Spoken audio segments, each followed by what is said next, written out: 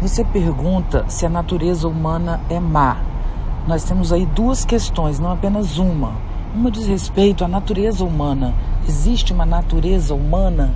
O ser humano tem algo nele natural que permanece sempre, que não mudará jamais? Dizer natureza humana é dizer algo fixo, que faz parte do seu nascimento. Mas será que o ser humano sempre nasceu do mesmo jeito? Há ou não há uma natureza humana fixa, de fato? Ou esse ser humano muda e, portanto, a natureza também muda? Outra questão diz respeito ao mal. O mal existe em si? Existe algo que se pode considerar mal?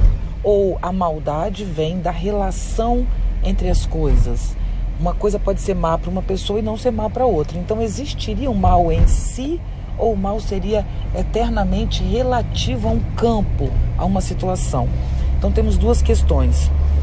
Então, a natureza humana é má? Eu poderia dizer para você que, primeiro, não existe uma natureza humana fixa, felizmente.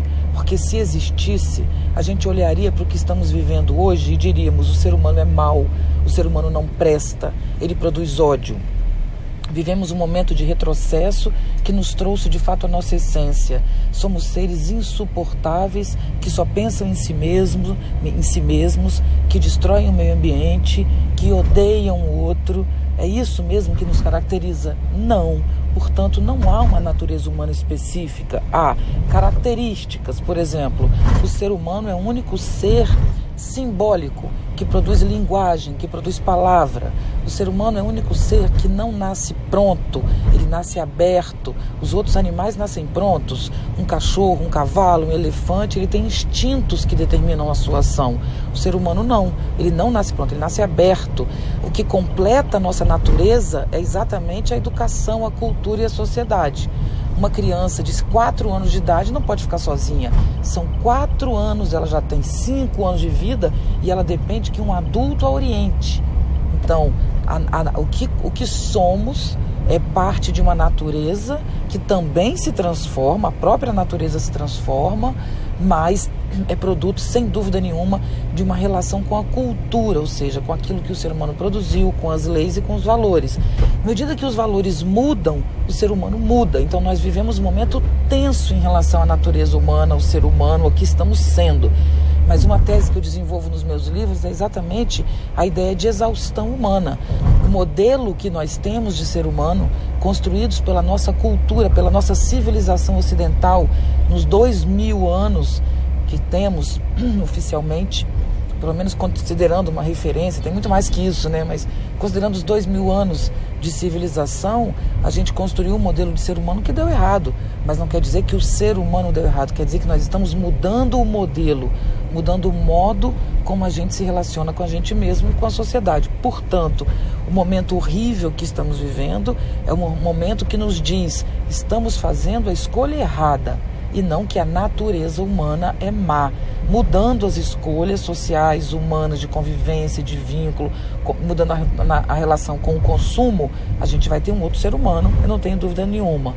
Isso é marca do pensamento nietzschiano, quando ele diz que o ser humano é uma corda estendida entre o animal e o além do homem, ou seja, nós nascemos de um modo e podemos eternamente, seguindo essa corda bamba e difícil de ser atravessada, podemos chegar a outros momentos de humanidade. E é isso que a gente está buscando, superar essa humanidade torta que a gente tem nesse momento, por exemplo. Então, temos possibilidade sim, em relação à natureza, de transformar essa natureza, eu não tenho dúvida disso.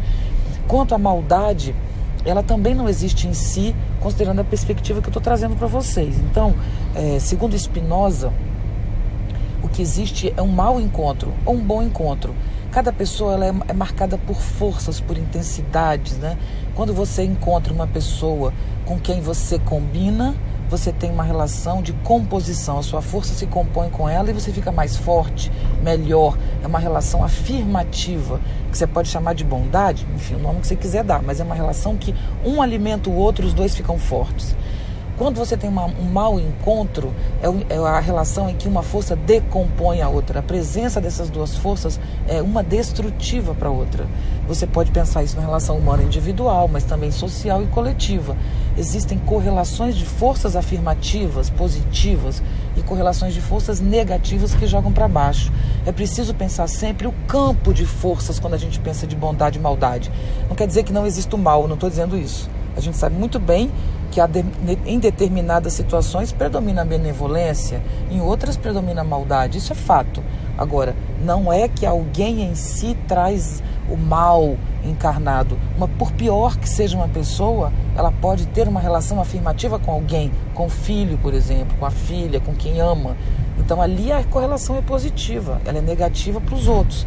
Portanto, bem e mal também dizem respeito a um campo. Por que eu quis responder essa pergunta? Porque vivemos um momento em que todo mundo propaga o mal e a péssima natureza humana. E eu estou dizendo para vocês, o que vivemos é um momento histórico e ele pode ser superado.